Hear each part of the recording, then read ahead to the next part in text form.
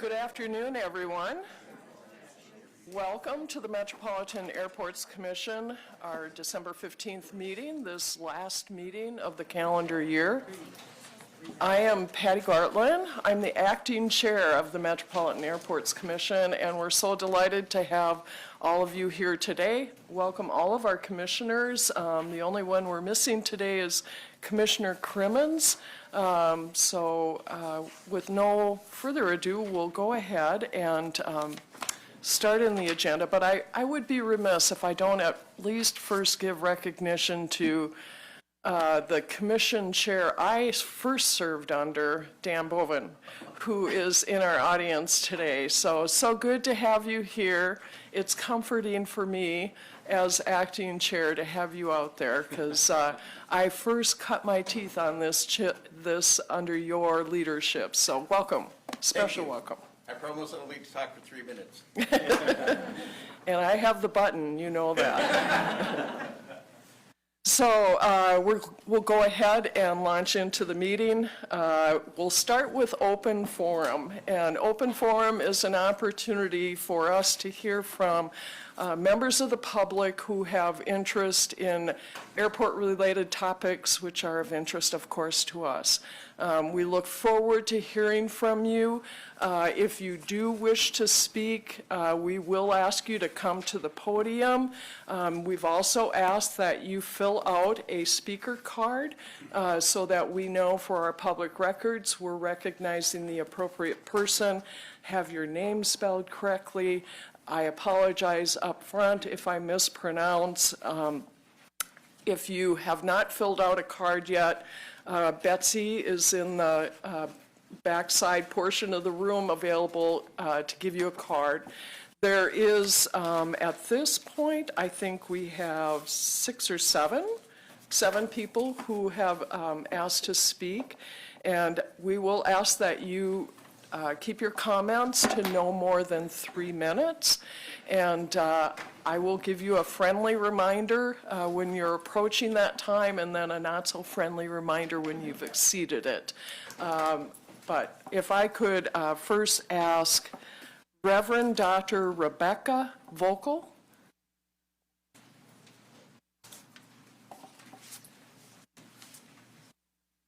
Good afternoon. Welcome. Thank you. My name is Reverend Dr. Rebecca Vocal, and I'm a pastor at Lyndale United Church of Christ. We are in the midst of a moral crisis. Operation Metro Surge began by the president calling Somali Minnesotans garbage. A big influx of ICE drivers, ICE agents driving in unmarked cars are detaining our neighbors. Some of those detained include citizens targeted because they appear Somali or Latinx. One man was detained from his minivan, his 2 small children left behind alone, crying. One student was detained at Augsburg, and the staff and fellow students demanding to see a judicial warrant had guns pulled on them. One white woman serving as a legal observer was detained for 5 hours, her wedding ring cut off. ICE agents berate legal observers or those seeking to protect their neighbors, including derogatory remarks to women about their bodies or obnoxious promises to, quote, dedicate my next arrest to you, tackling Minnesotans in the snow, using tear gas on observers. This is happening at MAC, too. Immigrant workers are being abducted from MAC property, and deportation flights are happening at MSP. Much of this is done in the name of a distorted and diseased Christianity. As a Christian pastor, I cannot sit by. I cannot let this happen, not in my name. Particularly in this season of Advent, when we as Christians are called to give birth to compassion and justice, to welcome the stranger and stand against oppression, I am compelled to witness today. In my own life, Somali and Latinx neighbors are helping to keep my 90-year-old mother with dementia alive through their gentle and loving care. Our Somali and Latinx neighbors bear the face of God. My friends, now is the time to stand, for all of us to stand. Now is the time for all of us to do whatever is in our power to do the right and moral thing. We must act with compassion and courage.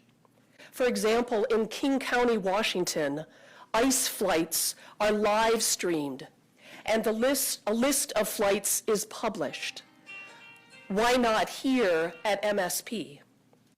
As MAC commissioners, you can expose the actions of the federal government happening right here at our airport. You have the moral obligation. Use the power you have, and please act. I promise you that we will stand with you. Thank you very much. Thank you, Reverend. So you all will hear when that 3-minute mark comes by that little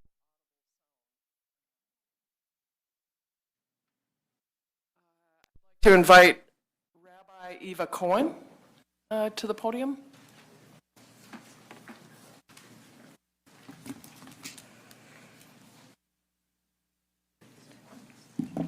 Welcome. Thank you. I'm Rabbi Eva Cohen, and I lead Ora Met, Minnesota Congregation for Humanistic Judaism. I'm calling on the Metropolitan Airports Commission to use its power to address the intensive immigration enforcement operation that's immorally targeting Minnesota's Somali and other immigrant communities. Living in Minneapolis' Seward neighborhood, many families on my block are Somali. So are many of my daughter's friendly kindergarten classmates and the amazing rideshare drivers who help me travel to lead services, officiate life cycle ceremonies, and visit my congregants in the hospital. These Somali Minnesotans and other immigrant community members are terrified right now because ICE is terrorizing them, harassing, kidnapping, and detaining people who have done everything right, separating children from parents, ignoring due process. My neighbors, immigrants or children of immigrants, are being terrorized because they've become targets of racist, dehumanizing rhetoric and scapegoating. For me as a rabbi, this sets off particular alarm bells. Jewish history is scarred by moments when Jews were depicted as filth, vermin, or disease, and then targeted violently, detained, deported, and even killed. My congregation includes children and grandchildren of Holocaust survivors who are horrified to see innocent people in Minnesota experiencing terror like their parents and grandparents endured under the Nazis. The Torah, Jewish tradition's most sacred text, contains 36 commandments to treat strangers with fairness and justice. These commands include, "You shall not wrong or oppress a stranger, for you were strangers in the land of Egypt. And the stranger who resides with you shall be to you as one of your citizens. You shall love them as yourself, for you were strangers in the land of Egypt."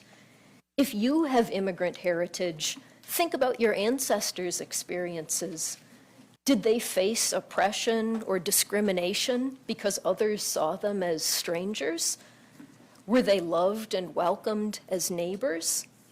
We can't erase past injustices, but if you can find creative ways to protect airport workers and drivers in the airport rideshare lots, if you can make deportation flight information transparent again, when future people write the books, you'll be standing on the right side of history.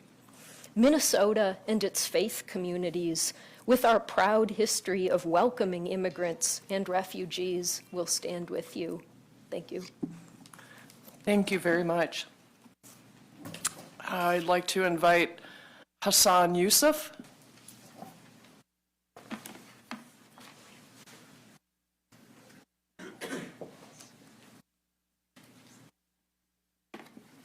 Welcome.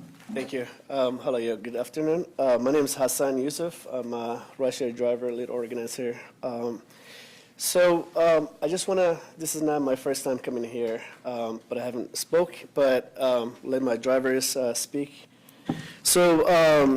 We've been asking MAC to do better, for the dignified waiting lot for a while.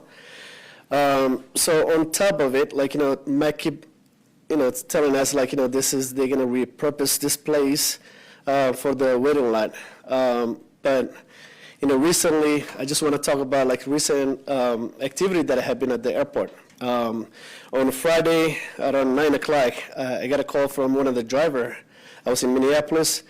They actually terrified, saw a car that is unmarked, it was a window tint, and license plate number was New York, and they were like, hey, this car doesn't belong here. So I ran at the airport lot. Come to find out, so there was a group of people, not only that driver, but there was a couple of drivers that, at the waiting lot. So we called the airport police hotline, which is not the non-emergency one. So we notified the TNC, the car is not belong to the lot, and to make sure that, the drivers are, safety is concerned. The reason that I called in the airport to make sure that the driver lot is only used for TNC drivers, as you can see what's happening in the world right now. The drivers are fearful, not only ICE, but political people who, can gain access to that lot, and that's what they fear for. So what happened is there was an ICE officer was sitting at the lot, randomly checking the drivers. Most of the drivers nowadays, if you see the lot, it's really empty. Not, because they fear of, even though myself, I'm a U.S. citizen, I have nothing to hide, but it's just because of, our president calling us, to profile in our community. It's just, that makes us scrutiny. So what we're asking is for MAC to do better.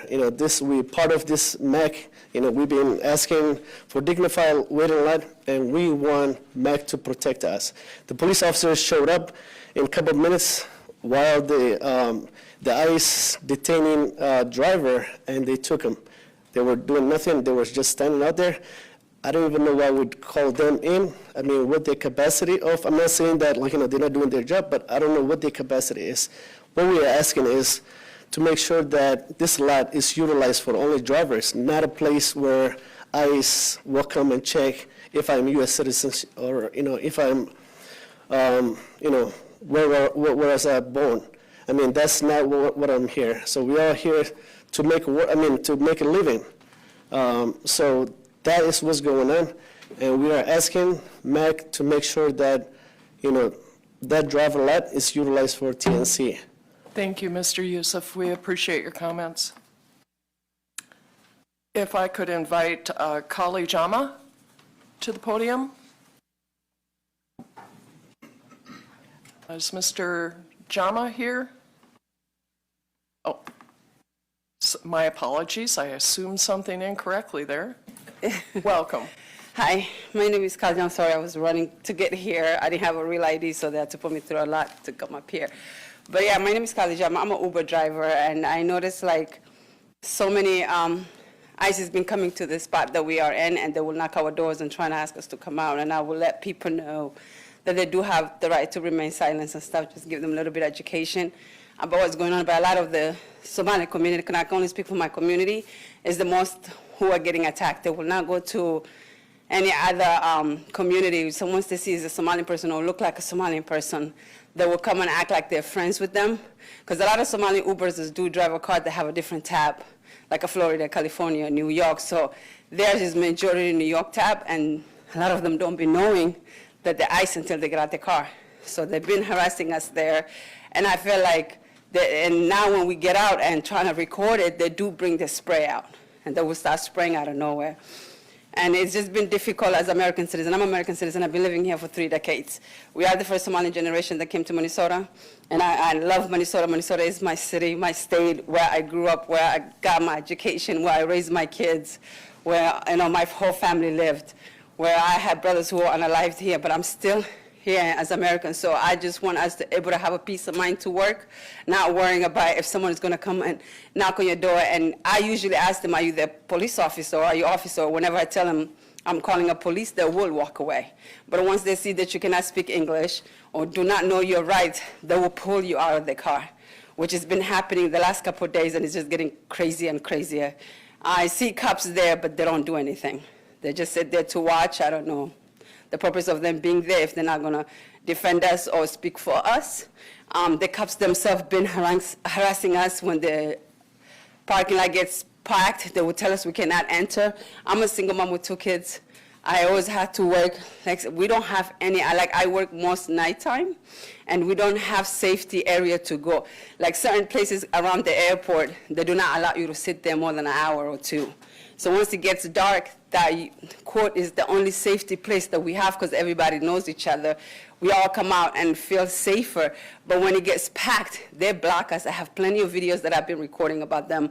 I've been telling them that's not right because we're all here to make income. We're not here to party or sit around. Everybody, I'd rather be home. It's below 0 sometimes. Who wants to sit out there and just sit there to sit? So it's like we don't have freedom as drivers. It just seems like, where's the fairness of us employees who are working for Uber? I believe Uber makes so much money, but they're not supporting us. We don't have places to pray. Like when I have to pray, I have to take a break to go to my mom's house, the closest place to my sister, to just do a prayer. When I need to use the bathroom, I have to leave the area to go use the bathroom. And then once you leave the bathroom, your coats go down. So let's say you came there when you were like 165 drivers, and you wait until 2, and you're a woman, and things happen, and you need to use the bathroom. Once you leave, you got to start over. And we don't have any safety bathroom for women.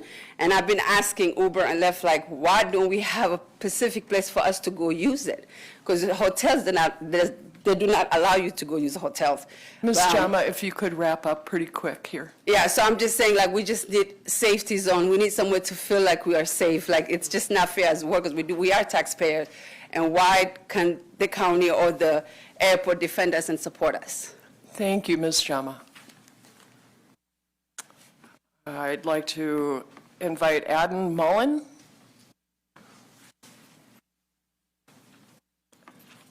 Welcome. Thank you so much. Galab wanaagsan. Good afternoon, Nin walba waxaan ku salaamayaa masabka uu ku fadhiyo meeshan. and it's a pleasure to meeting you all, and I greet you all, the position you guys are sitting on. Marka koowaadna maaha, marka labaadna maahan aan soo hor istaagayno commissionka. This is not the first or the second or the third time that we have came here. Waxaan ka baqaynina waa dhaceen. And what we were afraid and what we were talking about just happened. Annaga daraad waxaan ugula sameeyay dhibaato weyn oo harassment ah annagoo wadanka sharci ku leh taxpayerna A couple of days ago, an incident that just happened at the Mac airport, it was something that was very disgusting. Even though we are citizens and we are taxpayers, it was something that was unbelievable, that was not acceptable. annagoo shaqadeena u soo kalahnay aan airport nimid oo annagoo la baxanay tax micnaha birmadka airportka annagoo leh ayaa waxaan ugula sameeyay waxaan soo weeraray ICE. Yeah, us as the drivers, we have a MAC permits, and we pay money for that. And sitting at the lot, while we were sitting, ICE came out there and attacked us. kadib waxaa dhacday annaga waxaan soo wacnay booliska airportka. booliskana wuxuu nagu sameeyay inuu nagu eegto wixii meesha ka dhacay. And once we were there, we called the police, and the police was just out there, just not doing anything. booliska abaalkeena wuxuu ku guday qofkii markii ICE ay qabatay furihiina gaarigana ay qaadatay taleefankana ay qaateen gaariga meesha yaalo oo baabuurtii ka shaqeynaysa airportka oo ka mid yahay oo annaga waxaan soo marnaa background check.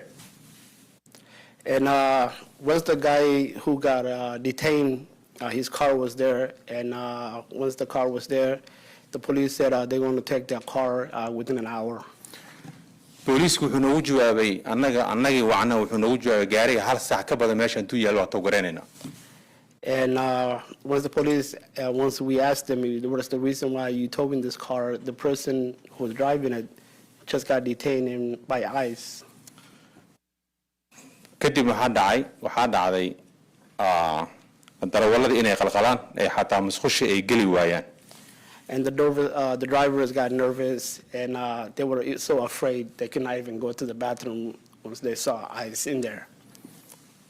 intaa kadib annaga horta wada shaqaynta aan wada shaqeyna annagii maadaama darawalla aan nahay iyo Mike waa ka fiirsanaynaa. Us as the drivers and Mac, we're supposed to have a great relationship since we work together at this airport, but it seems like the dignity and everything that we are asking is not being taken seriously. annaga waxaana loo diidan yahay diinteenna iyo dhaqankeenna. I don't know if it's an issue that about our religion or our culture that we are not being respected. dadka iga dambeeya waxaa markhaati oga dhigaya annaga bartaasaan ku tukannaa salaadaan ku tukanna waa meeshaas qabowgaas uu jiro -5na uu yahay. The picture that he's holding, he said that's where we prayed at when it's outside. As you can see, a driver maybe you cannot. It's outside. It's cold. daraad asagoo minus uu yahay waxaan ku tukanayna banaanka kore eelboorka waa u jeediin miidiyaa si fiican u fiiriya shacabkan si fiican u fiiriya waa kuwaasa wadada dhexdeedana waa. And we were praying at the outside the parking lot when it was -6. saliyadii aan ku tukanayna barafaa wada qaaday waa kuwaasa si fiican u fiiriya miidiyana waa kuwaasa oo tusayna miidiya shacabkuna tusayna waa markhaati gelinayna. And this is the carpets that we pray, and the snow has covered all the carpets that we pray because there's no place to put once we leave. waxaan aad ugu faraxsanahay inaan nacabsi gelisaan annaga. waxaan aad ugu faraxsanahay inaan nacabsi gelisaan oo meesha dhexdeeda oo annaga nagu cabsi gelisaan. I don't know if this is about us feeling intimidated or for us to be scared and leave the area. midda labaad aan ku faraxsanahay waxay tahay idinkina kuleel ku jirtaan annaga qabow aan taaganna. He said, I'm satisfied or happy that you guys in a warm place and we are out there freezing our butt off. miidiya waxaan u sheegayaa elboorka wixii ka dhacayo iyaga markhaati ah inay aadaan oo soo fiiriyaan ee soo arkaan baagilaaga waxa ka socdo kuleelka iyo micnaha siday tahay anaga meeshaan ku tukana soo arkaan miidiya. Thank you. And he said, I would like the media to go check what the drivers are going through and what they pray and the place that they're sitting down. Thank you. Thank you, Mr. Mullen. I have just one more speaker card, and that is Samantha Diaz.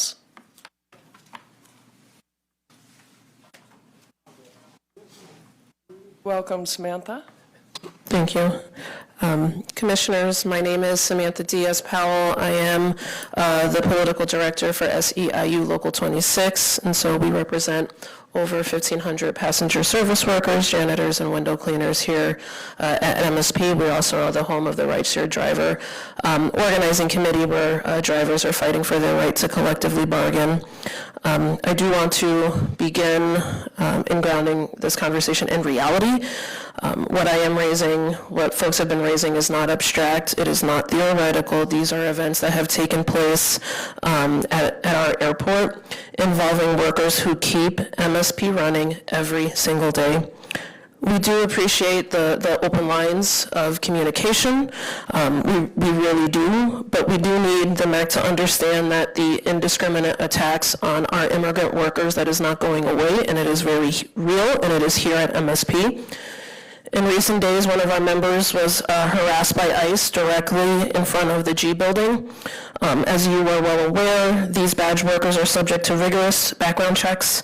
There is absolutely no reason why ICE agents should be questioning and harassing badged airport workers about their status on airport property. That worker knew their rights, and because they did, they were not taken. We have to ask ourselves here, do we believe it is okay that workers at your airport should have to rely on their own legal knowledge to simply get through a workday safely? You know, and we know that there has been an increase in abandoned vehicles along the roadways around the airport. That is not a coincidence. That is a direct result when an entire community, our Somali community, is targeted by the President of the United States and the cowards wearing those masks. Last week, ICE detained a rideshare driver, a father who has lived in this country for 10 years. And the result was chaos in the rideshare route. This is not only a moral crisis, it is an operational one for this airport. The escalations we are seeing are deliberate and ongoing. In this moment, we need the MAC to stand with your immigrant workers to affirm that MSP will be a place where people can work without fear, racial profiling, or terror. Given how deeply this airport relies on immigrant labor, that responsibility is fundamental. At the same time, nearly 2,000 airport workers still don't have access to affordable health care. We have workers forced to decide between paying rent, keeping the lights on, or seeing a doctor. Their work is deemed essential under Railway Labor Act, yet because of that classification, they are effectively denied the collective bargaining power to secure basic standards like affordable health care. Meanwhile, multi-billion-dollar airlines flush with cash continue to profit while workers are pushed off government subsidies or face financial ruin just to access health care. This weekend, I stood with rideshare drivers in the lot in below zero temperatures, and I watched them, forced to pray, without shelter, without warmth, without dignity. That is the reality on the ground of MSP right now. So we are asking the MAC to meet this moment with clarity, stand with immigrant workers, continue the communication, but we do need action. And it means concrete protections, dignity on the job, and a commitment to safety for the people who power this airport, and we want to be a partner to do that. Thank you, Ms. Diaz. Excuse me. I have no additional speaker cards. Is there anyone in the audience that wishes to address under the public forum? I will give you that opportunity to do so now. We will need you to fill a card out, but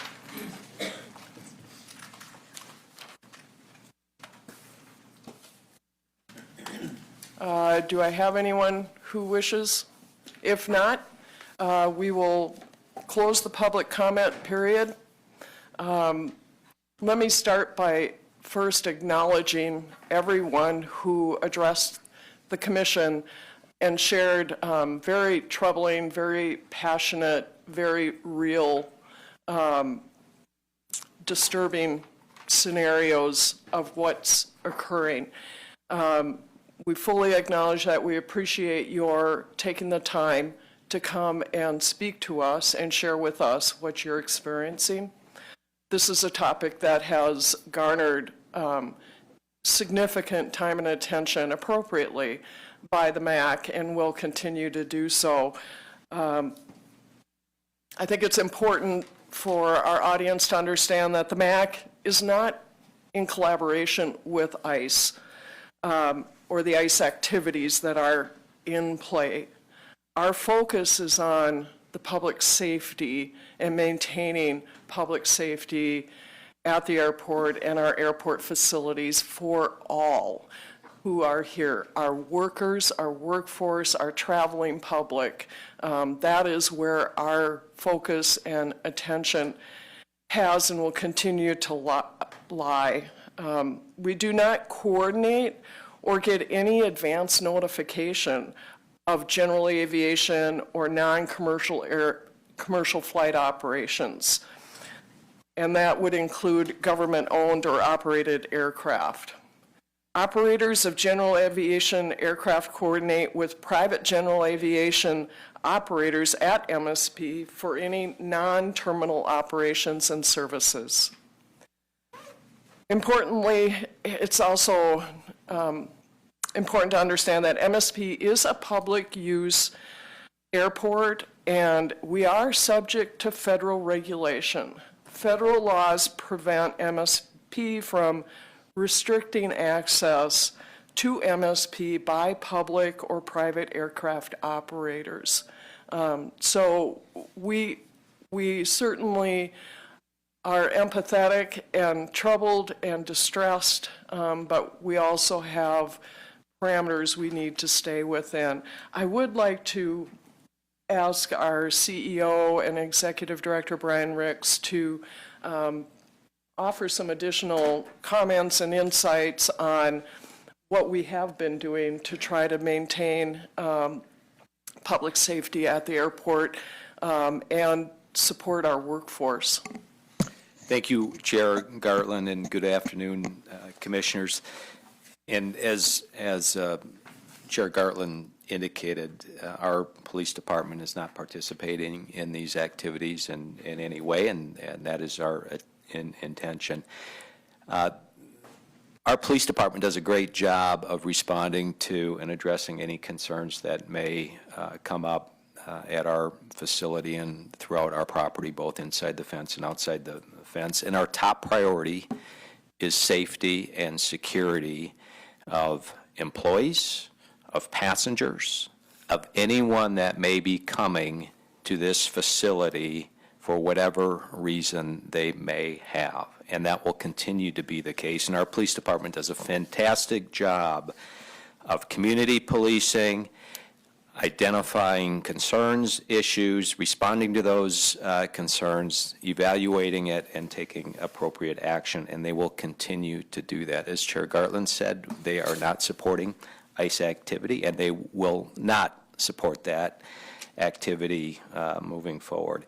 As Ms. Diaz indicated, and as some of the other speakers indicated, there has been some activity in the TNC lot. We know of one incident over in the Delta G building lot that she also referred to, where ICE agents did question some employees. I asked our police department to review that surveillance and give me some feedback, and the ICE agents did ask those individuals some questions, and then according to the report back that I received, those employees went on their way. We have not heard any other incidences of badged employees being detained or questioned by ICE agents. So when we first, the first notice that we received a couple of weeks ago was reports of a couple of unattended vehicles along the Post Road area, and our police respond to those calls, and they take, again, appropriate action. As you can imagine, if a vehicle is in a location that may cause a security or safety threat, they will take action to remove that vehicle from that area. If a vehicle is left at the terminal facility, you can imagine that that could pose a threat, and they take appropriate action. Last week, we did hear about the incident that was discussed where ICE agents were in the TNC lot, and as the speaker indicated, our intention is that lot is for TNC drivers. And but at the same time, our police, as has been discussed, I think, at previous meetings, cannot interfere with ICE activity, nor can they limit where any federal individual agencies go on our property. And that is consistent with FAA, the Federal Aviation Administration, the TSA, the FBI, ICE. They have unimpeded access to airport property, and so that's the situation that we have to honor because we are governed by federal regulation. We've had a lot of discussion, not only with President Namaker at SEIU, but also with Ms. Diaz. We've had discussions with the governor's office, and I want to thank Commissioner Ginsburg for being involved in those calls about what we can and cannot do. I think those conversations have been very productive. We continue to evaluate things that we can do and implement those things that we can do. What we have done is I have asked our police chief to increase patrols in the areas of employee lots on 34th Avenue, on East 70th, on Post Road. They have done that. They stepped that up a couple of weeks from a week ago last Friday. They've continued to do that. I've asked them to put surveillance in the TNC lot. They have done that. They did that last Friday as well. We are also doing what we can to work with those that may be impacted by this activity. And I think a good example of that is the vehicle that was, the individual was taken from in the TNC lot was left there, and we were asked if we could give it more time before it was towed. And in fact, we worked with our police department to leave that vehicle there in hopes that someone would contact a family member to retrieve that vehicle so it would not be towed and impounded, and I believe that's exactly what happened. So we will continue to work and do what we can to support passengers, employees, and anyone else that may be impacted by this activity here at the Minneapolis-St. Paul International Airport. I will also say this: if an employee, if anybody feels unsafe, call 911, and again, our officers will respond and address the situation to the best of their ability. So with that, I'll throw it out there for any questions from commissioners. Thank you, Mr. Ricks. Commissioner Ginsburg? Sure, if I could, just a brief comment. You know, what was presented here appeared to be we're disinterested. We're not paying attention. That's not accurate. And I can say that because I've been involved in it. And trust me, the colleagues that I sit with and the issues at hand are not only serious, they're abhorrent to everything that we believe in. But with that being said, there are limits to things we can do. And we are working with SEIU, and I applaud Sam Diaz. I applaud Greg Naumacher for bringing this to our attention, because when they did, we started looking at what was happening and how we could address it, and we're doing it on both sides. It may not be the perfect solution that people want to see, but it's something that we believe will try to downplay the activity that ICE and others that are doing, and we're doing everything we can. So I just want to make sure that people understand we not only hear you, but when we hear you, we act on things. Regarding the bathrooms and regarding the situation on that lot, that's another situation that we have heard over and over. I applaud Greg Naumacher and Sam Diaz for bringing that to our attention, and we've had conversations with them looking how we can figure out that situation and move that forward, and that is happening. So it's another one of those things. I just want to make sure that the public and everybody who's interested knows that we are trying to address that. So I just wanted to make that clear, because I can say it because I have at least the credibility on being a part of these discussions. And I appreciate everything that's being said here, but know you have people that care about what's going on. Thank you, Commissioner Ginsburg. Others on the commission that have any comment they might like to offer? Thank you. And again, thank you to those who came forward and participated in hearing, and all others with interest in this. We're going to move on on the agenda.